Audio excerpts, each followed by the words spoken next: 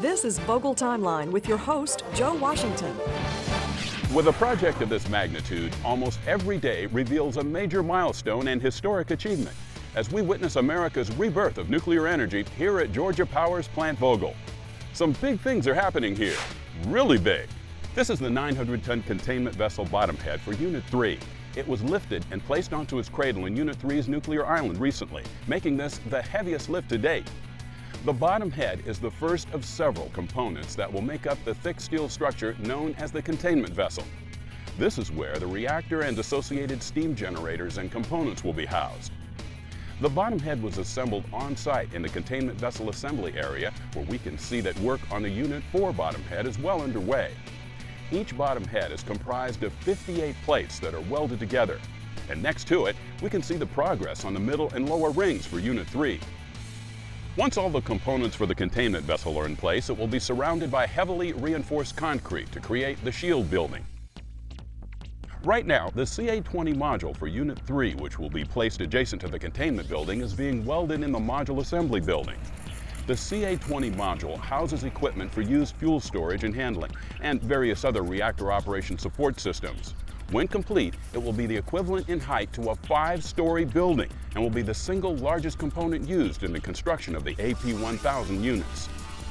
The containment buildings for Units 3 and 4 will each be connected to their respective turbine buildings. And in the past couple of days, we've seen the Unit 3 turbine building rise from the Georgia clay and begin to take shape. It's exciting when structures here go vertical. It also makes heads turn when mammoth components like this deaerator for Unit 4 arrive on site. Everyone looks forward to milestones like these as we're living a little piece of history here every day at Vogtle 3 and 4.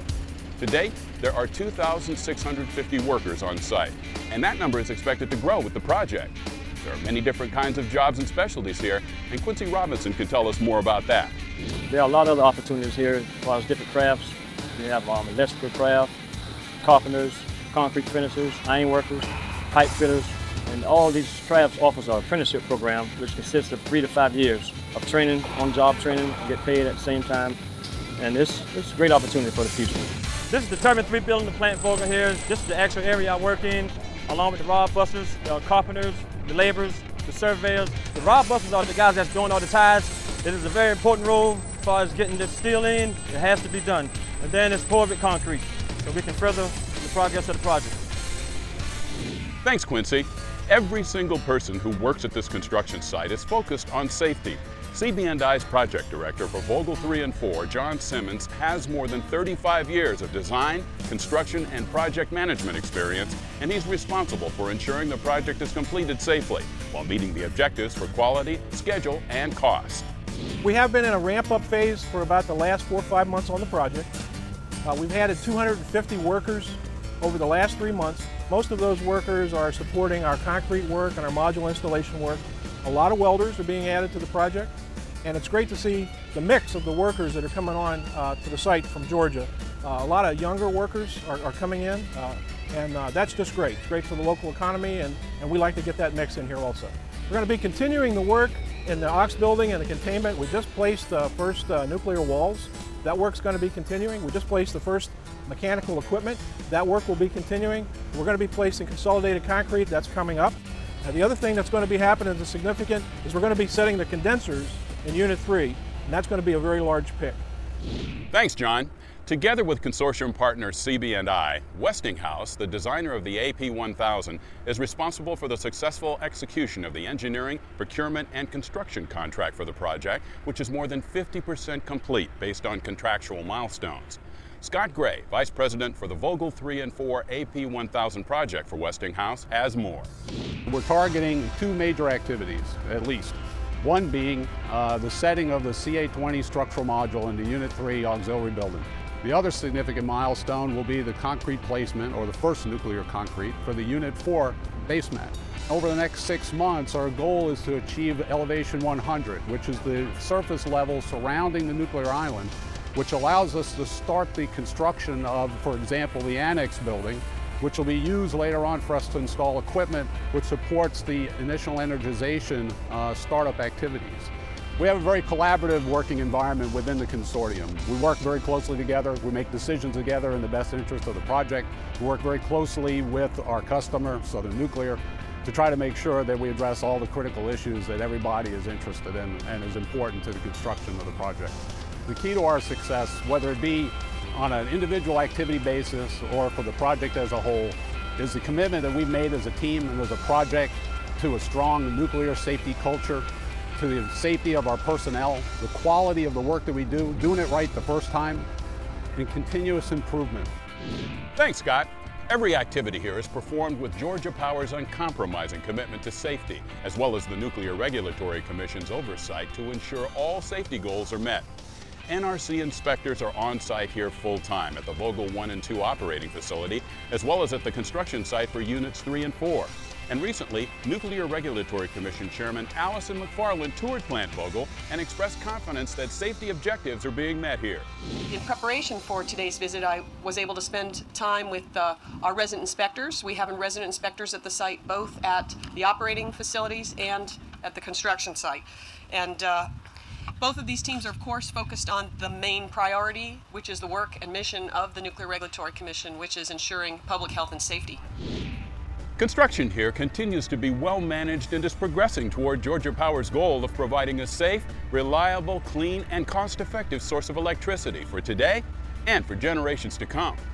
That's all from here for now. Join us again for the next Vogtle Timeline. Follow Georgia Power on Twitter at Georgia Power and Twitter at Southern Nuclear, and also at Georgia Power and Southern Nuclear on Facebook.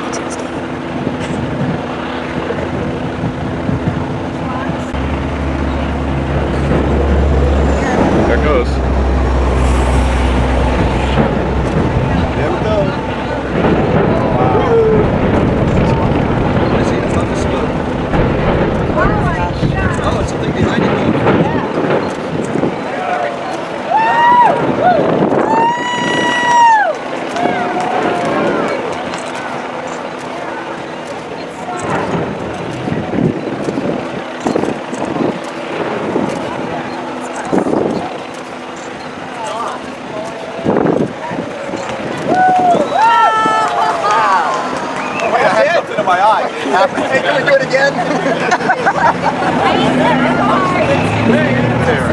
Okay, all you gotta say is Gaps in our house. go on, baby. They said 245. They Wow, went 245. yeah. 246 both. That's what I'm saying. Wow. Yeah. That probably is gonna, people are gonna be doing the best on the video, but I want my coffee. How you doing? I'm good. How you doing? Good.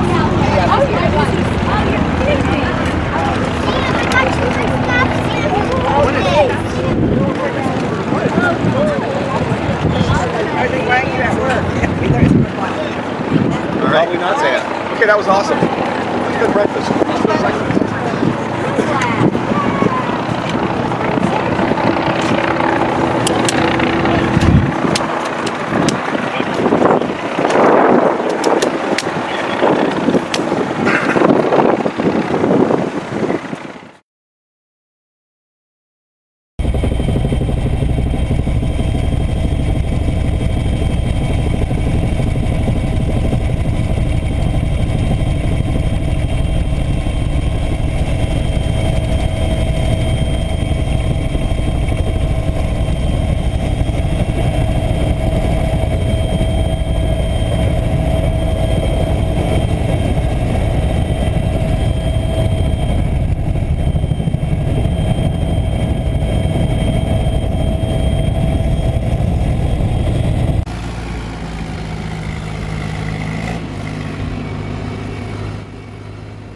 We're at the city's new Center for Public Safety.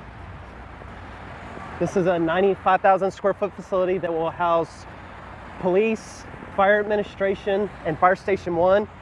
We're actually at the front entrance of what will be the new building now. You can see the large circular area will be the lobby, and as you walk into the front doors, there will be a reception area.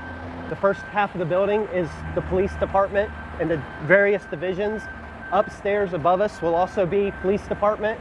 This area over to the right of the lobby is going to be a flex space to allow for future expansion. It will start out as either a flex space or possibly small retail space that can be leased out. And then as the police department grows and needs that space, we can actually move into that space. So it's an economical way to build in future expansion. The area that you see behind me is the apparatus bays for new Fire Station 1. You can see there's actually 4 bays that will house the engines. And the area just short of that is where the fire station dormitories will be. Firefighters will actually live in this area when they're on shift. And the area on the second floor is fire administration, which includes the fire chief and the inspectors.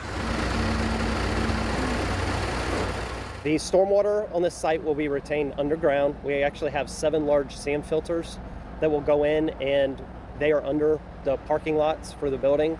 So we didn't actually lose area on this site for a surface pond like you would see in other areas. We're in the second phase of construction. The first phase was demo of the existing buildings at the site. This site consisted of about 6 or 8 businesses, many that were vacant. The building that you see here is actually going up. We're in steel framing and pouring roof decks and floor decks. It's about a 95,000 square foot facility, and the project spans about 3 years. There's definitely a scale difference. When you're driving by at 45 miles an hour, the building does not look as large as it actually is. When you get up underneath of it, it's a very large facility. Just in comparison, City Hall is about 35,000 square feet. So this building being 95,000 square feet is just short of 3 times larger than City Hall. I'm very happy to see it finally coming out of the ground. Once the block and the brick go on, things will look like they're moving slower because most of the work will move inside the building, but we should be in the building around June of next year. After that, we will have to vacate and demo their old building, and where their building sits, we will put in a parking lot.